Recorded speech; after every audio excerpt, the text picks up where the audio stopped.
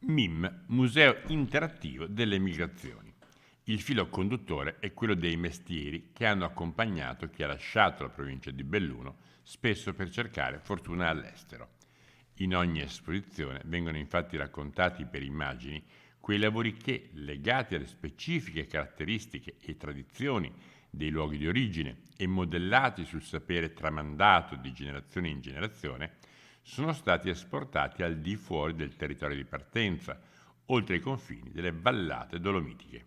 Abbiamo pensato di puntare proprio sul lato virtuale del nostro museo, proponendo questa sala virtuale che al suo interno, al momento, ma ne proporremo senz'altro di nuove, ma al momento ci sono 8 sale dedicate ad 8 mestieri tipici dei nostri emigranti, sia della provincia di Belluno ma prettamente del Veneto. Parliamo delle baglie da latte, parliamo dei minatori, parliamo degli scalpellini, non potevamo assolutamente dimenticare anche i gelattieri e altre figure che hanno portato qualcosa in più nel territorio della provincia di Belluno.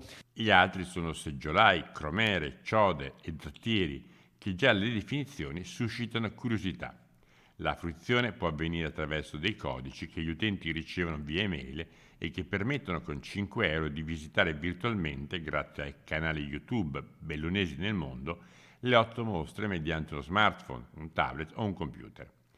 L'idea è quella di raggiungere anche chi è distante, offrendo un'opportunità di fruizione indipendentemente dall'attuale contesto segnato dalla pandemia, adottando le più moderne forme di comunicazione con un occhio di riguardo alle nuove generazioni.